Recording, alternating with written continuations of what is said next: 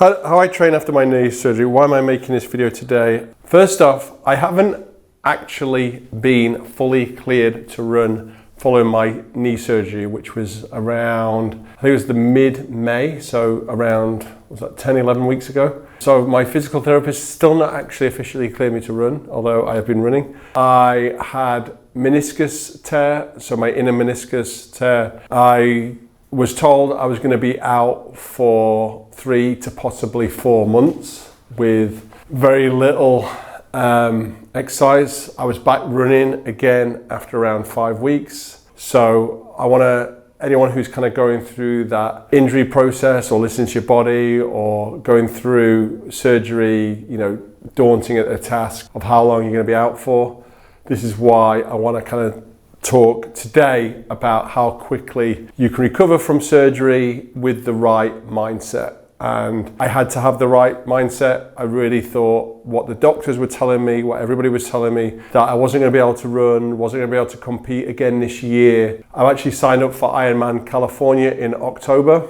again, against the wishes of my physiotherapist, but I really believe that my knee is doing really, really good. So my knee, I'd felt it on and off for a while. When I was running, I had a pain at the back of my knee, which I've now found out is what's called a Baker's cyst. And then on the front of my knee, for about 6 months, I could feel this pain in my knee, and I wore different straps, knee straps, and I thought the pain would eventually go away. I competed in my last race in April, which was Oceanside 70.3. I had it heavily taped up. I got through the race. Actually, the day before the race itself, the knee itself had locked. I was in excruciating pain. I was stretching, you know, all through the night, that night. Didn't know if I was going to be able to compete in the race. I think adrenaline got me through it. But for about 3 months prior to that, I was having physio, and it took a while to kind of actually get the MRI scan done, approved, and gone through that. And once I had the scan, they saw that there was multiple tears in that meniscus. I got that after the race, because after the race my knee was shot. I could barely walk. So I had the surgery, and it's been a couple of months now since my surgery, and everything is going really, really well with my leg and my progress. The thought of me not being able to at least just compete in these races that I'd kind of picking up, for me not being able to spend 15, 16 hours a week working out was a bit of a shock.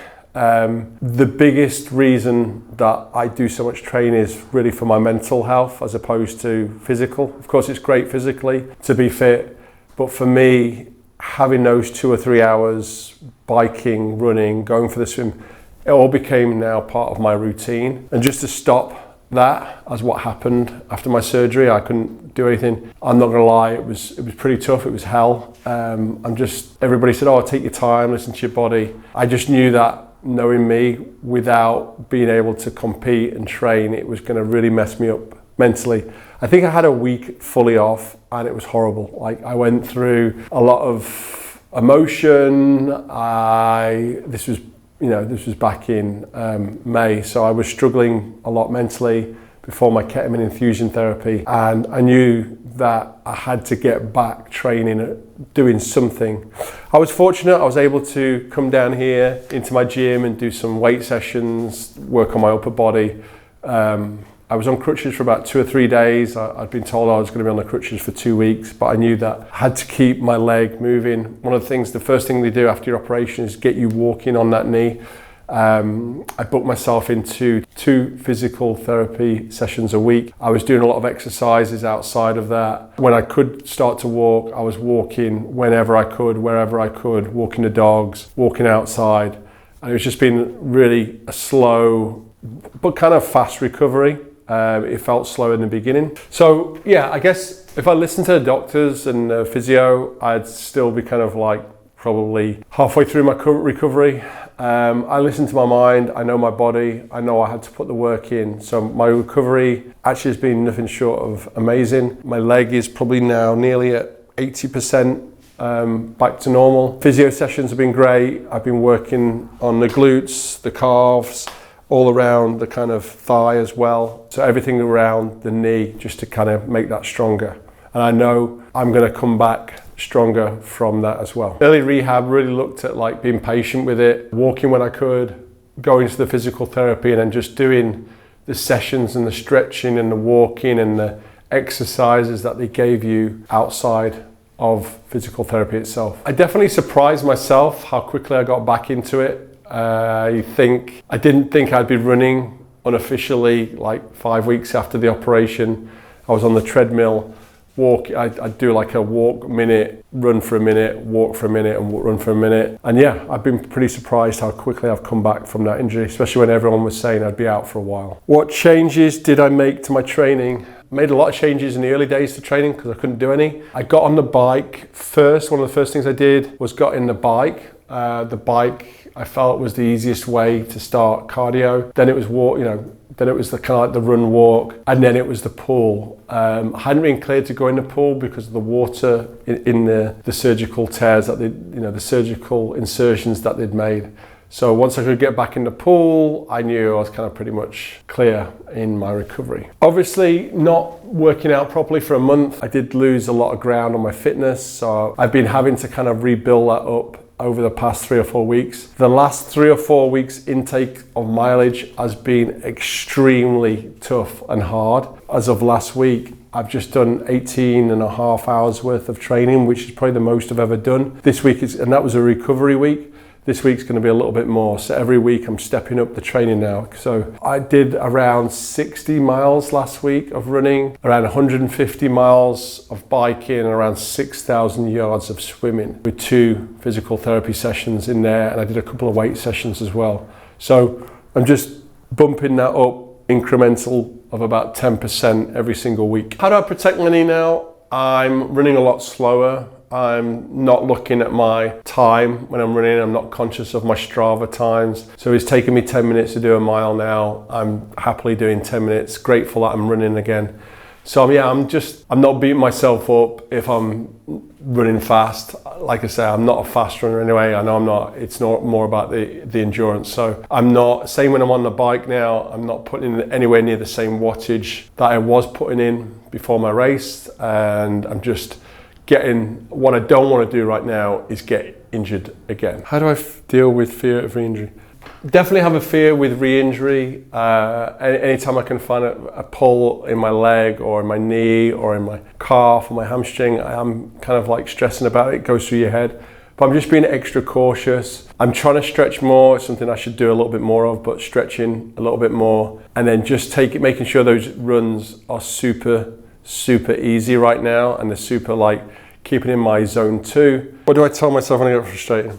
Obviously, it's a little bit frustrating to know that you're not quite at kind of race fitness yet. I think that frustrates me a little bit. Keep off like looking at Strava. Stop comparing yourself to other people who are elite runners. Know that I'm never going to be an elite runner, but I am going to do something maybe a lot of elite runners haven't done, and that's run 3,600 miles. So a lot of the run, why I'm not saying that this is a run across America, because it will be broken up into walking and running. And I want to be quite clear on that. I'm not running to kind of beat times or Guinness World Records. So my goal is to complete it. My goal is to do around 48 miles a day on average. And if you buffer that with, injury or days off, then, that might have to go up a little bit more. But as of right now, I'm looking at around the 48 mile mark a day, which is just over 2 marathons a day for 75 days. Why do I keep going when the progress is slow? I keep going when the progress is slow because I know training of any sport, it takes time. It's not something that can be rushed. When I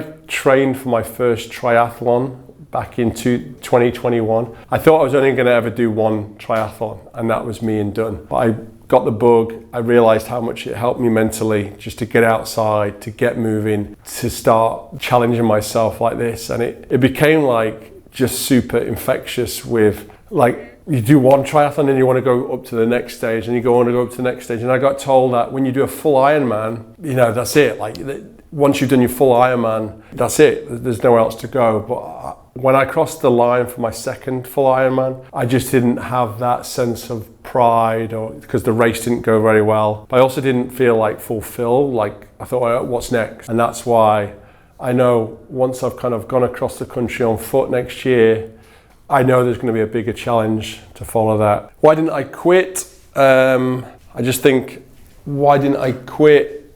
Kind of just about, it's a pretty open-ended thing, like why don't I quit, period. I think quitting is not part of my DNA anymore. I feel like once I've gone through mental struggles all my life, you'll realize that everything else is honestly easy. And I've heard a quote where there's a correlation between those who have struggled mentally to those who now do endurance sports.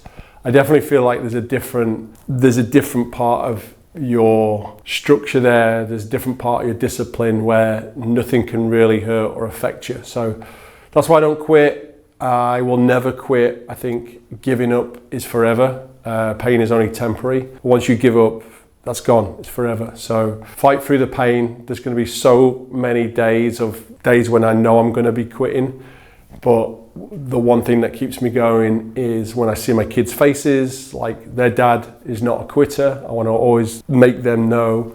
One thing they'll say about me, they'll say a lot of things, but they'll always say that their dad never quit at anything, and I won't. What makes this worth, even if there's setbacks, this makes it all worthwhile because the cause of what I'm doing this for. It's not anymore for me or I've still got my personal things in there. I've got Ironman California in October. I'm doing the 70.3 Indian Wells in December. And I just want to do these events now for fun. These aren't even that really serious. The main thing that I've got in my mind is being fit enough mentally and physically of going across the country on foot. And I know it's not going to be an easy task. I'm not taking it lightly. That's why I'm training. That's why I'm preparing. I think we're about 250 days out now. So that's why I'm putting in so much work right now, because to get me to that point where I can get through this. Message to viewers. What would I tell someone recovering from injury? I would tell somebody, when you're recovering from an injury, to have a goal, be realistic, set yourself a new challenge, know that this setback is only going to be temporary. If I'm being honest, I did enjoy mornings when I didn't have to get up and train at 5:30. I did enjoy those lie-ins. I kind of wish, looking back this morning, getting up at 5:30, I wish it could have been one of those mornings where I just stayed in bed. So I definitely enjoyed the rest, utilising my time. I spent more time, as much as I could, even when I was injured, focusing on my mental health. That's what kind of led me to want to get ketamine infusion therapy.